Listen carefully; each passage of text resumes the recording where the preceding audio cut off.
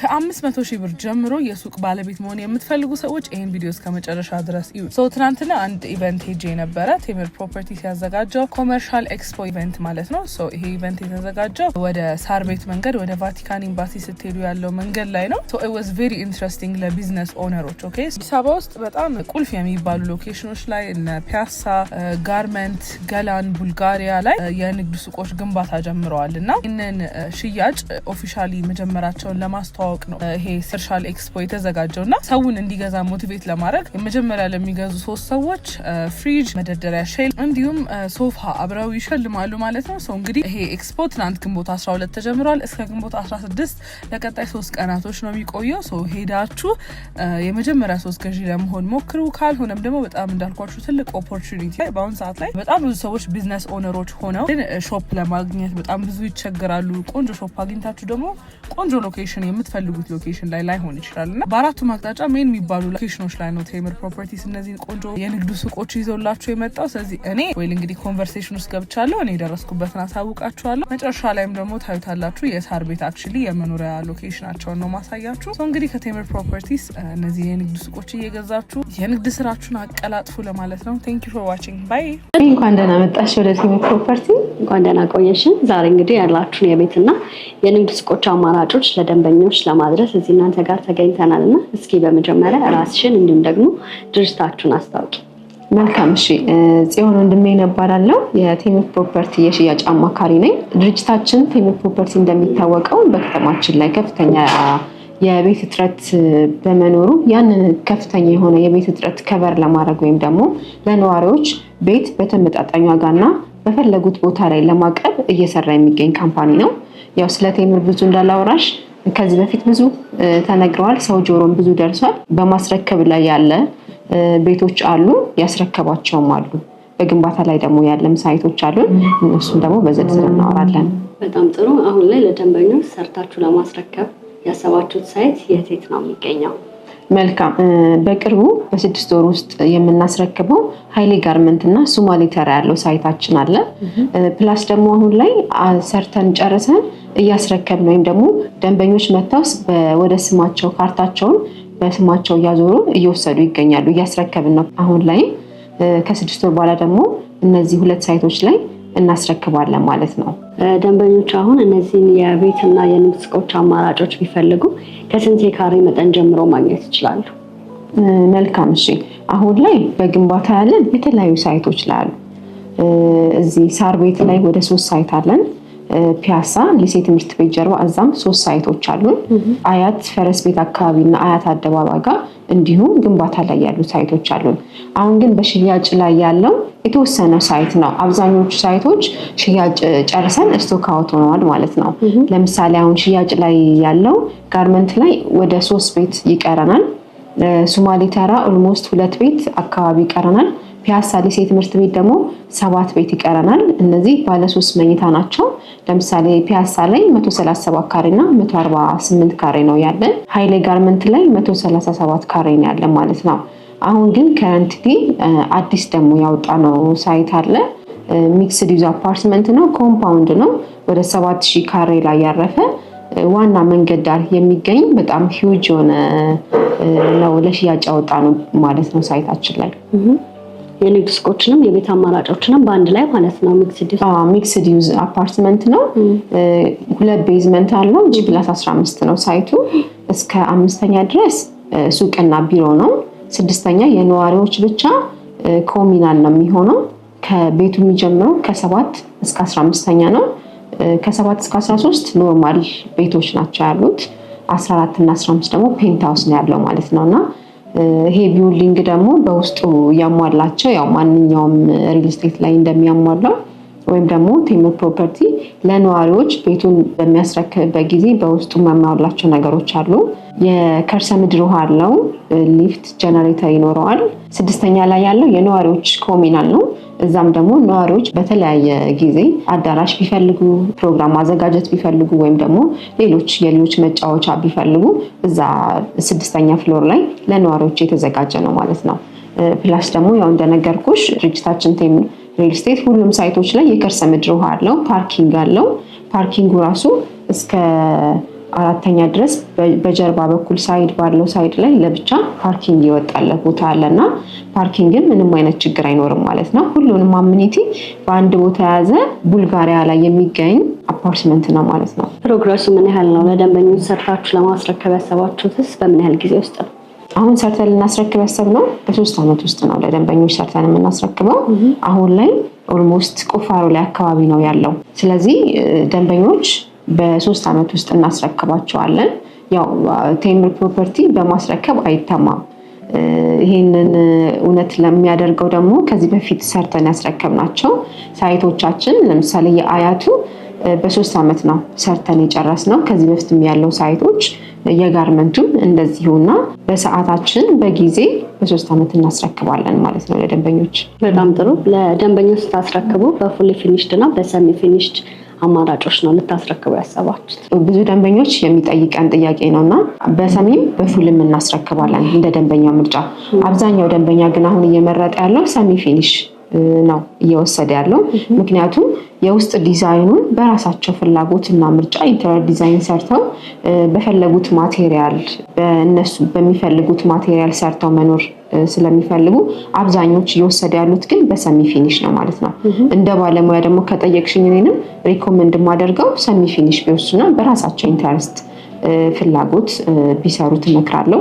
ፉል ፊኒሽ ለሚፈልግ ደንበኛ ደግሞ እዛው ዋጋው ላይ የተወሰነ ማስተካከያ ይደረግበትና በፉል ፊኒሽ ለደንበኞች እናስረክባለን ማለት ነው።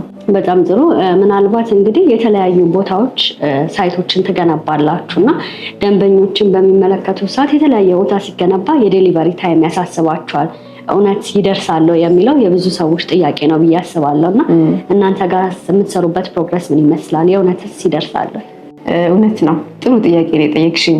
አሁን ብዙ ጊዜ ቴምር ኦልሞስት 90% የሚሆነውን የመሬት ይዞታዎች የሚወስደው በጨረታ ነው ወይም ደግሞ ከመንግስት በሊዝ ነው የሚወስደው።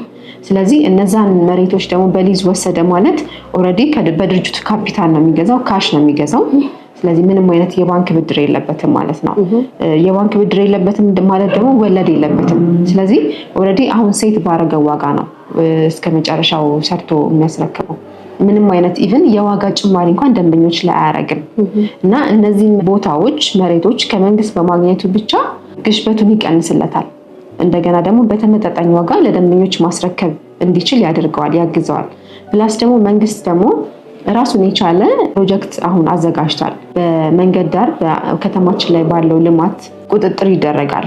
ስለዚህ ቴምር ፕሮፐርቲ ከመንግስት የወሰደውን መሬት በጊዜና በሰዓቱ አላስረከበም ማለት መንግስት መልሶ ይወስደዋል ማለት ነው እና በእነዚህ ምክንያቶች በራሱ ካምፓኒ መስራቱ፣ ብድር አለመኖሩ፣ እዳ የለበትም እንዳለ በራሱ ነው እየሰራ ያለምንም። ለዛም ነው አሁን ካርታ እየሰጠን ያለ ነው። ምንም አይነት እዳ የለባቸው የቴምር ፕሮፐርቲ ቤቶች።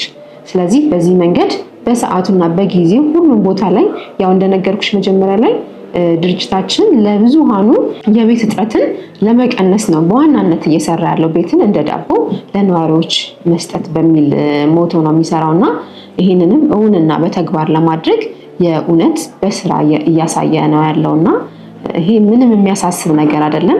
ደንበኞችን መተው ቀርበው ኤቭሪቲንግ ማየት ይችላሉ ማለት ዶክመንቴሽን የሆነ ነገር ስለሆነ በጣም ጥሩ። ምናልባት ደንበኞች እነዚህን የቤትና የንግድ ሱቆች አማራጮች መግዛት ቢፈልጉ ያከፋፈል ሂደቱ ምን ይመስላል? መልካም። እሺ፣ ለምሳሌ ከሱቁ ብጀምርልሽ ሱቁ ያለው ቡልጋሪያ ዋና መንገድ ጋር ነው። ለቄራም ወይም ደግሞ በኤዩ አቅራቢያ ኦልሞስት የ2 ደቂቃ መንገድ ነው ከኤዩ ያለው የቅርብ ርቀት። ፊት ለፊቱ ደግሞ ነጃሺ መስጊድ አለ። በቅርብ ርቀት ደግሞ እስረኛው ሚካኤል ቤተክርስቲያን አለና የተለያየ የእምነት ተቋማት አለበት። ለሜክሲኮም ደግሞ ቅርብ ነው ለኬኬር። ወደታች ደግሞ ለቄራ ቅርብ ነው። በላይኛው ደግሞ ወደ ቦሌ ወደ ጋዜቦ መንገድ የሚወስድ ስለሆነ ኦልሞስት ሴንተር የሚባል ቦታ ላይ ነውና ለቢሮ የሚሆን ለሱቅ በጣም ተፈላጊ ነውና ከሱቆቹ ብጀምርልሽ ለምሳሌ 4ኛ እና 5ኛ ላይ ከ2.8 ጀምሮ እንደያቀማመጣቸው፣ 3ኛ ላይ ከ3.3 ጀምሮ፣ 2ኛ ላይ ደግሞ ከ4.4 ጀምሮ፣ 1ኛ ላይ ከ5 ሚሊዮን ብር ጀምሮ አለ። ግራውንድ ላይ ደግሞ ከ8 ሚሊዮን ብር ጀምሮ እንደያቀማመጣቸው ዋጋቸው ይለያያል ማለት ነው። ቤቶቹን ደግሞ አያይዤ ስነግርሽ ከ7ኛ ጀምሮ ነው እንደነገርኩሽ ያለው ቤቱ ከ73 ካሬ ጀምሮ እስከ 145 ካሬ ያለን።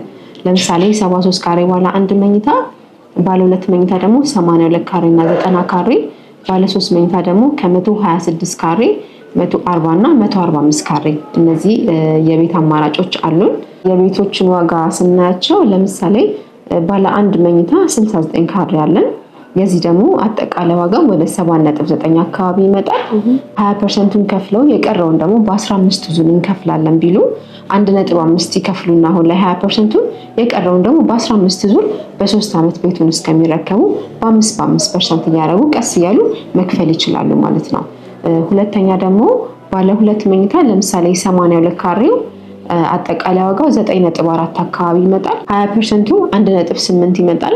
አጠቃላይ የቤቱን ሙሉ ዋጋ አሁን ላይ እንከፍላለን ለሚል ደንበኛ ደግሞ 6.6 ሚሊዮን ብር ከፍለው ያለምንም ተጨማሪ ብር ቤታቸውን መረከብ ይችላሉ ማለት ነው። ይሄ ማለት 70% ለሚከፍል 30% ቅናሽ ሰጠን ማለት ነውና ቴምር ደግሞ ብዙ ጊዜ የሚታወቀው በዲስካውንት በተመጣጣኝ ዋጋ የቤት አሁን መሀል ከተማ ላይ እዛ አካባቢ በእርግጠኝነት የምነግርሽ ደንበኞችም ቼክ ማድረግ ይችላሉ።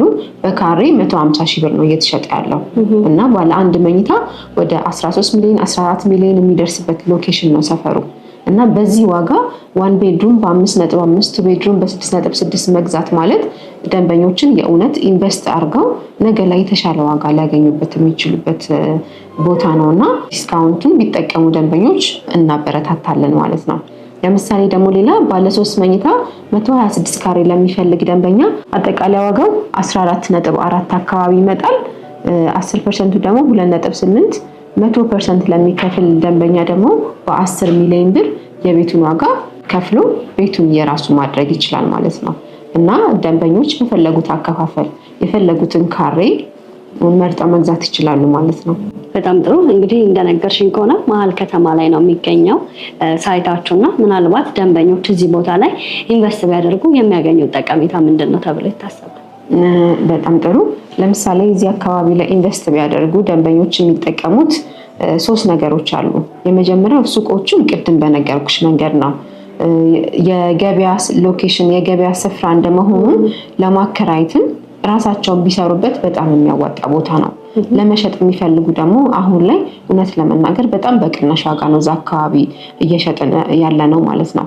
ቤቱንም ደግሞ አሁን ላይ ገዝተውት ሜክሲኮ እንደሚታወቀው ወይም ደግሞ ቡልጋሪያ አሁን ላይ የሄድ ኦፊሶች ዋና መቀመጫ ነው አዲስ አበባ ላይ በወጣው የፕላን መሰረት ማለት ነው እና ሄድ ኦፊስ አሁን ስፔሻሊ ባንኮች በጣም ብዙ ባንክ ነው ያለው። የዛ ሁሉ ባንክ ሄድ ኦፊስ እዛ ነው የሚገኘው እና ነገ ላይ እናከራዩ ቢሉ አሊያም ደግሞ የስራ አቅራቢያቸው ጋር እንኑር ቢሉ በጣም አመቺ ቦታ ነው። ሁለተኛ ነገሩና ዋናው ደግሞ እዛ አካባቢ የዲፕሎማት መኖሪያ ነው። የኤዩ ቅርብ ነው የሚገኘው፣ የ2 ደቂቃ መንገድ ነው። እዛ ጋር በቅርብ ርቀት ስለሆነ የሚገኘው ዲፕሎማት መኖሪያ እንደመሆኑ ለማከራየት ደግሞ ሞር በጣም ተመራጭ አድርገዋል። ፕላስ ደግሞ አሁን ላይ በቅናሽ ገዝተው ነገ ላይ ደግሞ አትርፈው 6 ወርም 1 ዓመትም 2 ዓመትም አቆይተው ራሳቸው በሚፈልጉት ዋጋ መሸጥ ይችላሉ። ይሄ ራሱ አንድ አድቫንቴጅ ነው። አብዛኛው ቦታ ላይ ገዝተው ቤቱን ሲረከቡ ነው የሚሸጡት። ቴምር ጋር ደግሞ ብዙ ለየት ከሚያደርጋቸው ነገሮች አንዱ አሁን ላይ የገዙትን ዋጋ በፈለጉት ጊዜ ለሌላ ለሶስተኛ አካል ማስተላለፍ ይችላሉ። ፕላስ ደግሞ ያለምንም እስካሌሽን ነው እየሸጠን ያለ ነው። የቤቱ ዋጋ 5 ሚሊዮን ከሆነ ይሄ 5 ሚሊዮን ተከፋፍሎ በዙሩ መንገድ በግንባታ ሂደት ይከፍላል እንጂ ምንም አይነት የእስካሌሽን ጭማሪ ያለ ብለን የዋጋ ጭማሪ አናደርግም ማለት ነው። በጣም ጥሩ። እናንተን እንግዲህ ከጊዜ ወደ ጊዜ የሪል ስቴት ዘርፉም እየበዛና እየጨመረ ይገኛል እና ሰዎችም ግራ ሊጋቡ ይችላሉ። የትኛው ሪል ስቴት አሪፍ ነው፣ የትኛው ሪል ስቴት ላይ ደግሞ ጉድለት አለ የሚለው ጥያቄዎች ደንበኞች ላይ ይፈጥራል ብዬ አስባለሁ እና ምናልባት የእናንተን ሪል ስቴቶች ከሌሎች ሪል ስቴት ለየት የሚያደርገው ነገር ምንድን ነው? ህጋዊነቱንም አያይዘሽ ታነሺልን። ልክ ነሽ። እውነት ለመናገር ብዙ ደንበኞች ወይም ብዙ ቤት ገዢዎች ገንዘባቸውን ቤት ላይ ኢንቨስት አድርገው ወይ ሌት ይሆንባቸዋል ወይ ደግሞ ሻጮች ይጠፉባቸዋል። ከተማችን ላይ እንደምናውቀው ብዙ ደንበኞች ቅሬታ የሚያነሱት አንድ ቤት ገዝተው 8 ዓመት 10 ዓመት የሚቆያለ 5 ዓመት የሚቆያለ እንደውም 5 ዓመት ጥሩ ነው ይባላል። ያው ቅሬታቸውን ሲያነሱ ማለት ነውና ቴምር ደግሞ በእንደዚህ አይነት ነገር የማይታማበት ዋነኛ ነገሩ ምንድነው? አንደኛ መሬት ከመንግስት ነው የሚገዛው። ህጋዊ ናቸው ማለት ነው ዶክመንቶቹ በሙሉ። ተጨማሪ ደግሞ ቴምር ሆልዲንግ ካምፓኒ ነው፣ ሆልዲንግ ኢንቨስትመንት ካምፓኒ ነው አጠቃላይ የሚባለው። ስለዚህ በስሩ የተለያዩ ድርጅቶች አሉ እና እንደሚታወቀው ቴምር ፕሮፐርቲ በ8 ዓመት ውስጥ ሰርቶ ያስረከባቸው ቤቶች አሉና ስፔሻሊ ደግሞ በቅርብ በ2 ዓመት የቅርቡን ብናይ በቅርቡ የተጀመሩት ሳይቶች እንዳለ እስኬሌተናቸው ወጥቶላቸዋል፣ ጨርሰናል ማለት ነው። እና ምንም አይነት የተቋረጠ ሳይት የለም፣ የቆመ ሳይት የለም። ሁሉም ሳይቶቻችን ግንባታ ላይ ናቸው። ሌላ ደግሞ ተጨማሪ ምንድነው ቴምር የራሱ ደረጃ 1 ኮንስትራክሽን ካምፓኒ አለው። ስለዚህ የተደራጀ ባለሙያ ያለው ቴምር ኮንስትራክሽን የሚባል ካምፓኒ ስላለው በሱ ስር ነው ሁሉም የግንባታ ፕሮሰሳቸው የሚደረገው። እና መተው ደንበኞች እንዲያዩ የምፈልገው እንደውም ትክክለኛነቱን ከማስረጃ ካለው ነገር በደንብ ቢያይ ደንበኞቻችን መተው ቢያዩ አመኔታው በጣም ሰፊ ነው የሚሆንላቸውና ፕላስ ደግሞ በየሳምንቱ ነው አሁን ላይ ካርታ እያስረከበን ያለ ነው። ይህም አንዱ ማሳያ ነው ማለት ነው። አሁን ካስረከብናቸው ምንም አይነት የባንክ ዕዳ ወይም ደግሞ ካርታ ያልጣለት ቤት የለም እና ሰርተን ነው ግዙ እያልን ያለ ነው። ይህንንም ደግሞ ደንበኞች ቢጠቀሙ ሁላችንም አፕሪሺየት እናደርጋለን። በጣም ጥሩ። በመጨረሻ ቀረ የምትለው ሀሳብ ካለ በዚህ ዕድል ልስጥሽ። መልካም። እሺ፣ ያው ቀረ የምለው ሀሳብ ብዙም የለም። ያው አብዛኛውን ነገር ተነጋግረንበታል። ቴምር ፕሮፐርቲ በቅርቡ ዋና የሚባሉ ቦታዎች ላይ ደግሞ አዳዲስ ሽያጮችን ያወጣል። ለምሳሌ ቦሌ ኤሪያ ላይ የሚፈልጉ ደንበኞች ቢኖሩ ወሎ ሰፈር ጎርጎሮስ ጋር የምናወጣው ሳይት አለ። ሳር ቤት አዳምስ አደባባይ ጋር ፊት ለፊት እዛ ጋር በቅርቡ የምናወጣው ሳይት አለ። ቄራ ደግሞ አደባባዩ ጋር መንገድ ዳር እዛ ጋር የምናወጣው ሳይት አለ። ሚክስድ ዩዝ አፓርትመንት ናቸው ሁሉ። ስፔሻሊ አሁን ሳር ቤት ላይ ባለፈው ያወጣው ላይ ብዙ ደንበኞች ቅሬታ ነበረባቸው፣ ቶሎ ሽያጭ አልቆባቸው። ያው እንደምታውቂው ሳር ቤት ይፈልጋል እና ምናልባት አሁን የዛን ያለፋቸው አሁን መተው መግዛት ቢፈልጉ እነዚህ ሳይቶች ላይ መተው ማናገር ይችላሉ ማለት ነው። እና እነዚህ 3 ቦታዎች ላይ ቦሌ ጎርጎሪዮስ ወሎ ሰፈር አደባባይ ጋር፣ ሳር ቤት አዳምስ ጋርና ቄራ አደባባዩ ጋር በጣም ቆንጆ ቦታ የምናወጣው ሎኬሽን አለ። ደንበኞች ቀድመው መተው ቦታቸውን እንዲይዙ ደግሞ እንጋብዛለን ማለት ነው። በጣም ጥሩ። በውጭ